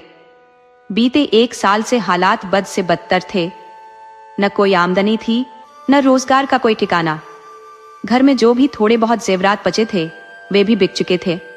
मकान का किराया सिर पर लटकता तीर बन गया था। जिन दोस्तों से उधार लिया जा सकता था उनसे पहले ही मदद ली जा चुकी थी। साल भर का मासूम बच्चा दूध के लिए बिलखता रहता था। एक वक्त की रोटी मिल जाती तो दूसरे वक्त की चिंता सताने लगती। कर्जदारों के तकाजों ने दीनानाथ का बाहर निकलना दूभर कर दिया था। घर से बाहर पांव रखते ही हर तरफ से ताने बरसते। कोई कहता, वाह बाबूजी, 2 दिन का वादा करके गए थे और अब 2 महीने से सूरत नहीं दिखाई। कोई दूसरा बोल उठता, भाई साहब, ये तो सरासर गलत है। अपनी जरूरत समझते हो पर दूसरों की मजबूरी का ख्याल नहीं रखते। इन कड़वे शब्दों से दीनानाथ का दिल छलनी हो जाता। कई बार तो उनका मन करता कि इस जीवन का अंत कर लें, मगर गौरी और उस नन्हे मासूम को देखकर अपने इरादे बदल देते। लेकिन आज जैसे भगवान ने उन पर कृपा कर दी हो। कठिन दिन अब शायद पीछे छूट चुके थे। गौरी ने चेहरे पर मुस्कान लाते हुए कहा, मैंने कहा था ना, भगवान सबकी सुनते हैं। वो हमारी भी सुने बिना नहीं रहेंगे। लेकिन तुमको तो विश्वास ही नहीं था। बोलो, अब तो मानते हो कि भगवान दयालु हैं? दीनानाथ ने जिद्दी स्वर में कहा, ये मेरी मेहनत और कोशिश का फल है। भगवान की इसमें क्या मेहरबानी। भगवान की कृपा तब मानता जब वो छप्पर फाड़कर भेज देते। हालांकि दिल के भीतर कहीं गहराई में भगवान के प्रति श्रद्धा की एक लौ जलने लगी थी। दीनानाथ का मालिक एक सख्त मिजाज का व्यक्ति था। उसकी उम्र लगभग 50 साल थी और सेहत भी कोई खास नहीं थी, मगर काम के मामले में वह किसी को भी पीछे छोड़ देता। उसकी नजरों से बचकर कोई भी कर्मचारी न तो एक पल देर से आ सकता था, न ही जल्दी जा सकता था। बीच में केवल 15 मिनट का अवकाश मिलता, जिसमें कोई पान खा ले, सिगरेट पी ले या चाय नाश्ता कर ले। इसके अतिरिक्त एक पल की भी फुर्सत नहीं मिलती थी। वेतन हर महीने की पहली तारीख को मिल जाता था। त्योहारों पर कार्यालय बंद रहता था और तय समय के बाद कभी अतिरिक्त काम नहीं लिया जाता था। कर्मचारियों को बोनस और प्रोविडेंट फंड की भी सुविधा थी। इसके बावजूद कोई भी कर्मचारी वास्तव में संतुष्ट नहीं था। काम या समय की पाबंदी को लेकर किसी को शिकायत नहीं थी। असल शिकायत थी मालिक के रूखे और भावहीन स्वभाव से। चाहे कितना भी मन लगाकर मेहनत कर लो, जान भी खपा दो, लेकिन बदले में एक शाबाश या सराहना का शब्द भी सुनने को न मिलता। हालांकि जहां अधिकांश कर्मचारी स्वामी से असंतुष्ट थे, वहीं दीनानाथ को इस बात की कोई परवाह नहीं थी। चाहे उसे कितनी ही डांट फटकार क्यों न मिलती, वह पूरे मनोयोग से अपना काम करता रहा। 1 साल के भीतर उसने अपने सभी कर्ज चुका दिए और थोड़ी सी पूंजी भी जमा कर ली। वह उन लोगों में से था जो सीमित संसाधनों में भी संतोष पाना जानते हैं, बशर्ते नियमितता बनी रहे। अगर एक भी रुपया अतिरिक्त खर्च करने की बात आती तो पति पत्नी में लंबी बहस होती। दोनों अपनी अपनी बात पर अड़े रहते और कभी कभी तीखी तकरार हो जाती। बिल अगर गौरी की ओर से आता तो दीनानाथ उसका विरोध करता। वहीं अगर प्रस्ताव दीनानाथ की तरफ से होता तो गौरी उसकी कड़ी आलोचना करती। आखिरकार बिल का पास होना इस पर निर्भर करता कि प्रस्तावक कितनी सशक्त वकालत कर सकता है। घर में इस संघर्ष को सुलझाने के लिए कोई तटस्थ शक्ति मौजूद नहीं थी।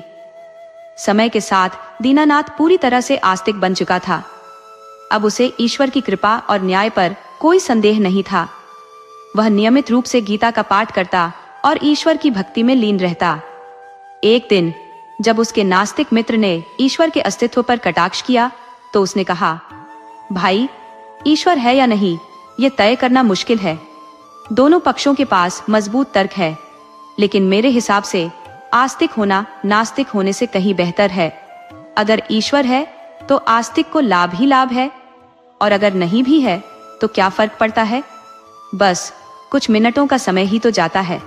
उसके मित्र ने इस दलील को सुनकर नाक भौं सिकोड़ी और चुपचाप वहां से चला गया। एक शाम जब दीनानाथ दफ्तर से घर जाने की तैयारी कर रहा था, तभी मालिक ने उसे अपने कमरे में बुलवाया। बड़े अदब से उसे कुर्सी पर बैठने का आग्रह किया और कहा, तुम यहाँ काम करते हुए कितना वक्त हो गया? साल भर तो हो ही गया होगा। दीनानाथ ने विनम्रता से उत्तर दिया, जी हाँ, 13वां महीना शुरू हो चुका है। स्वामी ने फिर पूछा, आराम से बैठो, घर जाते ही चाय पानी करते हो? जी नहीं, मैं ऐसे आराम का आदी नहीं हूँ।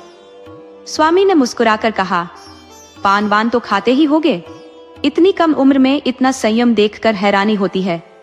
ये कहकर उसने घंटी बजाई और अर्दली से पान और मिठाई मंगवाई।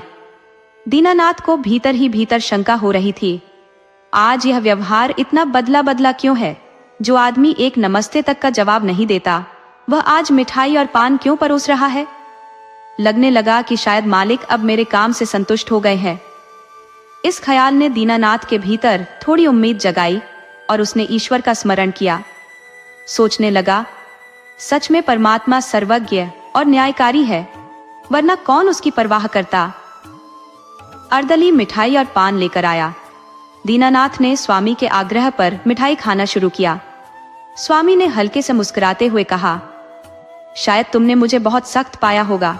दरअसल यहाँ अभी तक लोगों में जिम्मेदारी का इतना अभाव है कि अगर अफसर थोड़ी भी नरमी दिखाए तो वे उसका गलत फायदा उठाने लगते हैं और काम बिगड़ने लगता है। कुछ ऐसे भाग्यशाली भी हैं जो अपने कर्मचारियों से घुल मिलकर रहते हैं, उनसे हंसी मजाक भी करते हैं, लेकिन उनके कर्मचारी बिगड़ते नहीं बल्कि और मेहनत से काम करते हैं। मुझ में यह कला नहीं है, इसलिए मैंने अपने आदमियों से थोड़ी दूरी बनाकर रखना ही उचित समझा है। इस नीति से मुझे अब तक कोई नुकसान नहीं हुआ, लेकिन मैं हर किसी का व्यवहार और स्वभाव परखता रहता हूँ। तुम्हारे बारे में मैंने जो राय बनाई है वह ये है कि तुम ईमानदार और भरोसेमंद हो। इसी कारण मैं तुम्हें अधिक जिम्मेदारी का काम सौंपना चाहता हूँ। इस काम में तुम्हें खुद कम मेहनत करनी होगी, बस निगरानी का काम रहेगा। तुम्हारे वेतन में भी 50 रुपए की बढ़ोतरी होगी।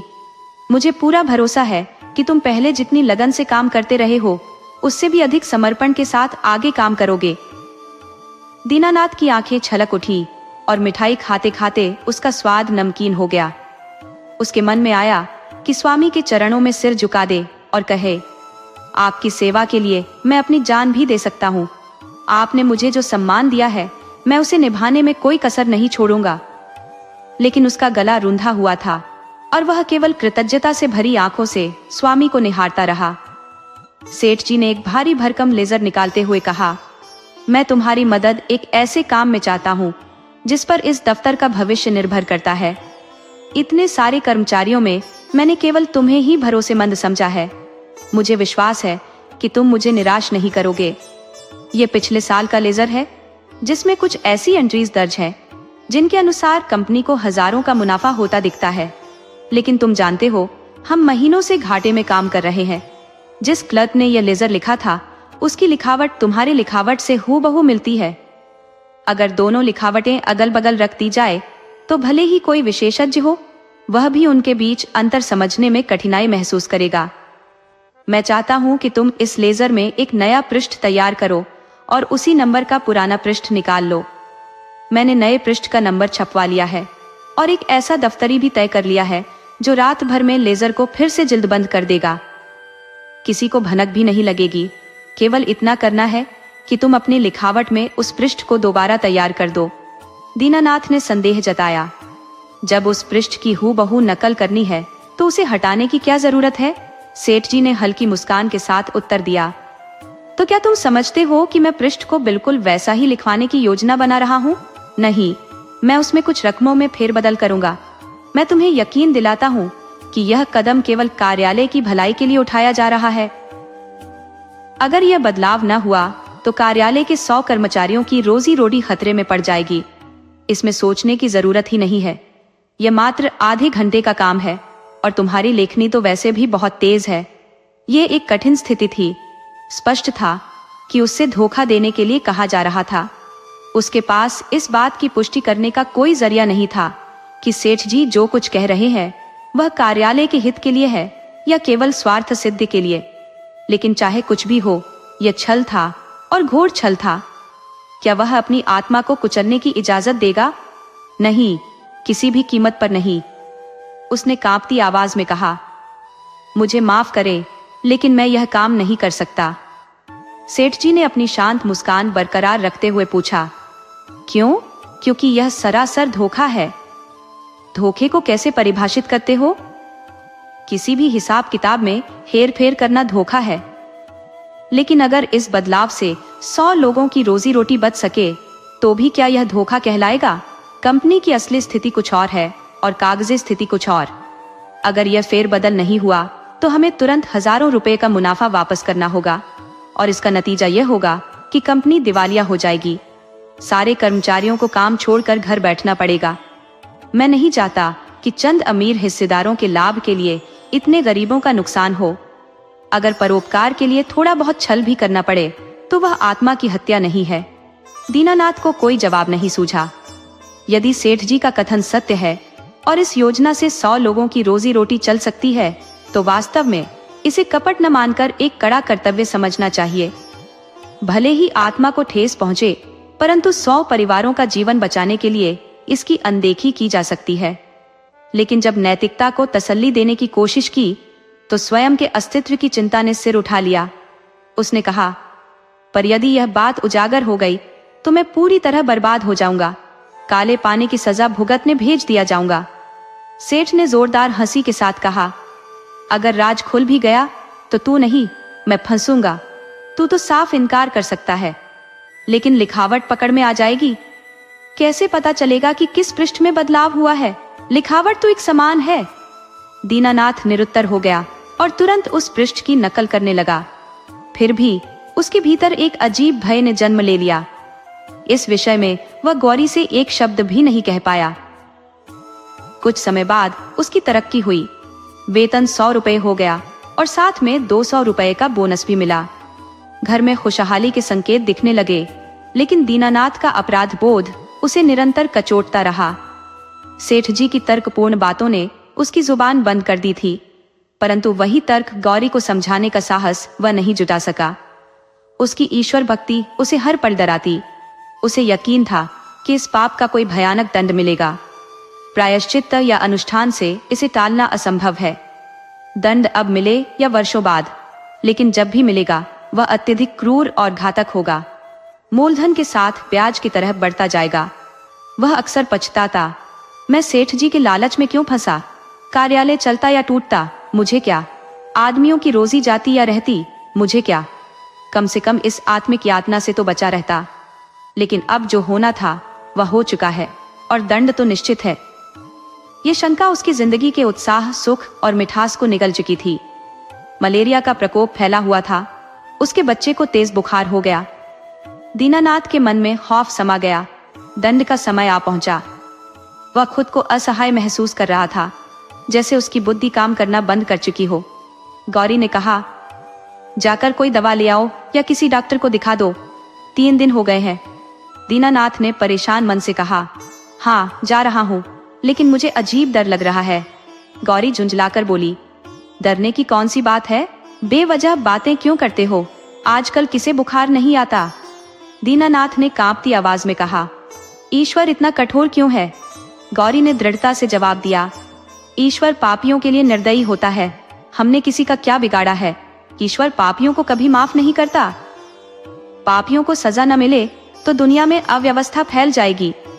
लेकिन इंसान ऐसे काम भी करता है जो एक नजर में पाप दिखते हैं और दूसरी नजर में पुण्य।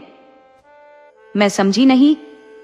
मान लो मेरे झूठ बोलने से किसी की जान बच जाए तो क्या वह झूठ पाप कहलाएगा? मेरे ख्याल से ऐसा झूठ पुण्य है। तो क्या हर वह पाप जिससे किसी का भला हो पुण्य माना जाएगा? और क्या? दीनानाथ की चिंतित कल्पना कुछ देर के लिए शांत हो गई। उसने डॉक्टर को बुलवाया। इलाज शुरू हुआ और बच्चा 1 हफ्ते में ठीक हो गया। मगर कुछ ही दिन बाद खुद दीनानाथ बीमार पड़ गया। उसे यकीन था कि यह ईश्वर का दंड है जिससे वह बच नहीं सकता। साधारण मलेरिया था, पर उसकी दंड की आशंका ने इसे भयंकर बीमारी का रूप दे दिया। बुखार की हालत में जैसे नशे में इंसान की कल्पनाएं बढ़ जाती हैं, वैसे ही दीनानाथ की सोचने समझने की शक्ति और तेज हो गई। उसकी पहले की शंकाएं अब उसे सच्चाई लगने लगी। उसने अपनी कल्पना में यमदूत देखे, उनके भाले और गदाएं देखी और एक जलते हुए नरक का कुआं। डॉक्टर की दी गई दवा जिसे वह पीता, उसे लगता जैसे वह यमराज की गदा के प्रहार या नरक की लपटों के सामने बेअसर है।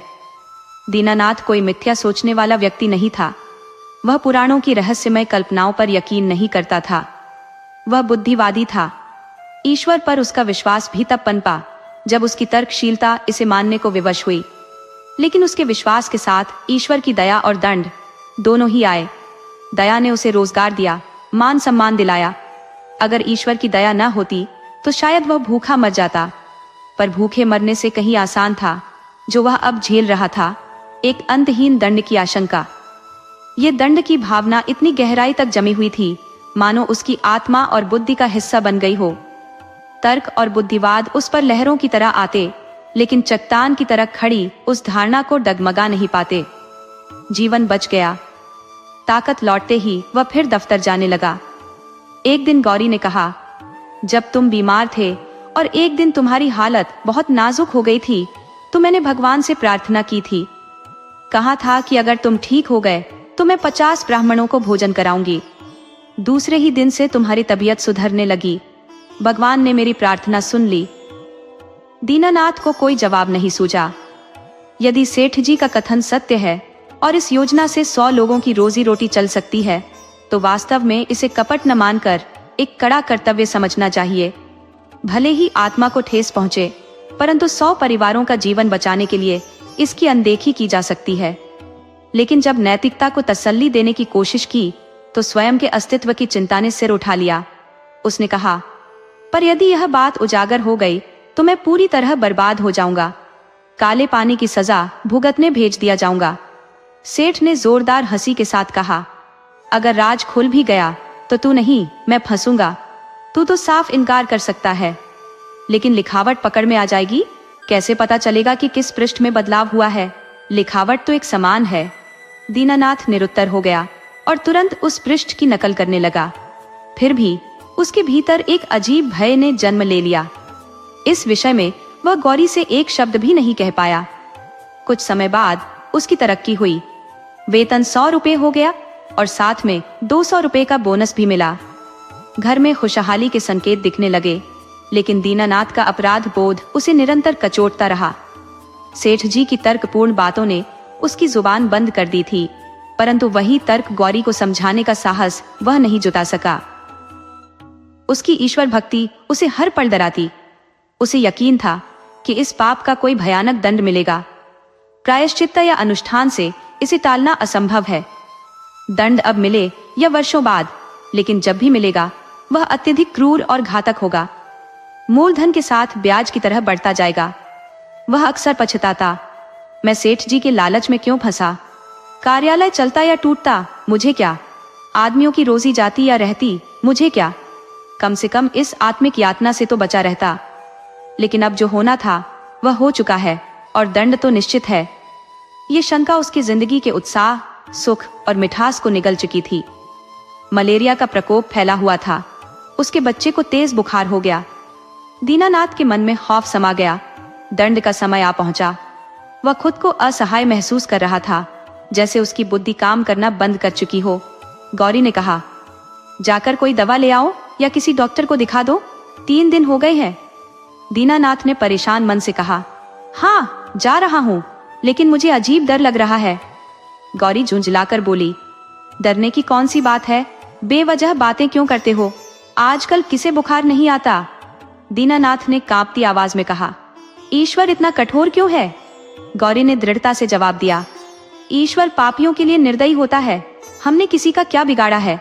ईश्वर पापियों को कभी माफ नहीं करता। पापियों को सजा न मिले तो दुनिया में अव्यवस्था फैल जाएगी, लेकिन इंसान ऐसे काम भी करता है जो एक नजर में पाप दिखते हैं और दूसरी नजर में पुण्य। मैं समझ ही नहीं। मान लो मेरे झूठ बोलने से किसी की जान बच जाए तो क्या वह झूठ पाप कहलाएगा? मेरे ख्याल से ऐसा झूठ पुण्य है। तो क्या हर वह पाप जिससे किसी का भला हो, उन्हें माना जाएगा। और क्या? दीनानाथ की चिंतित कल्पना कुछ देर के लिए शांत हो गई। उसने डॉक्टर को बुलवाया। इलाज शुरू हुआ और बच्चा 1 हफ्ते में ठीक हो गया। मगर कुछ ही दिन बाद खुद दीनानाथ बीमार पड़ गया। उसे यकीन था कि यह ईश्वर का दंड है जिससे वह बच नहीं सकता। साधारण मलेरिया था, पर उसकी दंड की आशंका ने इसे भयंकर बीमारी का रूप दे दिया। बुखार की हालत में जैसे नशे में इंसान की कल्पनाएं बढ़ जाती है, वैसे ही दीनानाथ की सोचने समझने की शक्ति और तेज हो गई। उसकी पहले की शंकाएं अब उसे सच्चाई लगने लगी। उसने अपनी कल्पना में यमदूत देखे, उनके भाले और गदाएं देखी और एक जलते हुए नरक का कुआं। डॉक्टर की दी गई दवा जिसे वह पीता, उसे लगता जैसे वह यमराज की गदा के प्रहार या नरक की लपटों के सामने बेअसर है। दीनानाथ कोई मिथ्या सोचने वाला व्यक्ति नहीं था। वह पुराणों की रहस्यमय कल्पनाओं पर यकीन नहीं करता था। वह बुद्धिवादी था। ईश्वर पर उसका विश्वास भी तब पनपा जब उसकी तर्कशीलता इसे मानने को विवश हुई। लेकिन उसके विश्वास के साथ ईश्वर की दया और दंड दोनों ही आए। दया ने उसे रोजगार दिया, मान सम्मान दिलाया। अगर ईश्वर की दया न होती तो शायद वह भूखा मर जाता, पर भूखे मरने से कहीं आसान था जो वह अब झेल रहा था, एक अंतहीन दंड की आशंका। यह दंड की भावना इतनी गहराई तक जमी हुई थी मानो उसकी आत्मा और बुद्धि का हिस्सा बन गई हो। तर्क और बुद्धिवाद उस पर लहरों की तरह आते, लेकिन चट्टान की तरह खड़ी उस धारणा को डगमगा नहीं पाते। जीवन बच गया। ताकत लौटते ही वह फिर दफ्तर जाने लगा। एक दिन गौरी ने कहा, जब तुम बीमार थे और एक दिन तुम्हारी हालत बहुत नाजुक हो गई थी, तो मैंने भगवान से प्रार्थना की थी। कहा था कि अगर तुम ठीक हो गए तो मैं 50 ब्राह्मणों को भोजन कराऊंगी। दूसरे ही दिन से तुम्हारी तबीयत सुधरने लगी। भगवान ने मेरी प्रार्थना सुन ली। अगर उसकी कृपा न होती तो शायद मुझे कहीं भी भीख न मिलती। जाओ, बाजार से सामान लेकर आओ ताकि मैं अपनी मन्नत पूरी कर सकूं। 50 पंडितों को बुलाने का विचार है तो 100 तो पक्के आ ही जाएंगे। उसमें से 50 गरीबों को मान लो और बाकी मित्र परिचित 20-25 तो यूं ही आ जाएंगे। कुल मिलाकर 200 लोगों का इंतजाम करना होगा। मैं जरूरी सामान की फहरिस्त लिख देती हूँ। दीनानाथ ने माथे पर बल डालते हुए तीखे स्वर में कहा, तुम ये मानती हो कि मैं भगवान की दया से बचा हूँ? और क्या, मैं बचा हूँ क्योंकि मेरी जिंदगी की डोर अभी टूटी नहीं थी। ऐसी बातें मत करो, मन्नत तो पूरी करनी ही पड़ेगी। कभी नहीं, मैं भगवान को दयालु मानने से इनकार करता हूँ। तो क्या भगवान निर्दयी है? उनसे बड़ा निर्दयी कोई नहीं हो सकता। जो अपने ही बनाए हुए इंसानों को उनकी गलतियों के लिए आग के गड्ढे में धकेल दे, वह दयालु नहीं हो सकता। भगवान जितना दयालु कहलाता है उससे हजारों गुना अधिक निर्दयी है, और ऐसे भगवान की कल्पना मुझे घिनौनी लगती है। प्रेम को सबसे बड़ी ताकत कहा गया है। बुद्धिजीवियों ने इसे जीवन और संसार का सबसे बड़ा गुण माना है। व्यवहार में भले प्रेम न हो, लेकिन आदर्श रूप में प्रेम ही सच्चाई है। मगर तुम्हारा भगवान भय और दंड से पूरी दुनिया चलाता है, तो फिर उसमें और किसी जालिम में क्या अंतर रह गया? ऐसे भगवान की मैं पूजा नहीं करूंगा। जो लोग अमीर हैं, जिनके पास धन दौलत है, उनके लिए भगवान जरूर दयालु होगा, लेकिन हमारे जैसे लोगों के लिए सिर्फ डर और सजा ही दिखती है। हर जगह यही सुनाई देता है, ये मत करो वरना भगवान सजा देगा, वो मत करो वरना भगवान सजा देगा। प्रेम से शासन करना इंसानियत है, लेकिन डर से शासन करना बर्बरता है।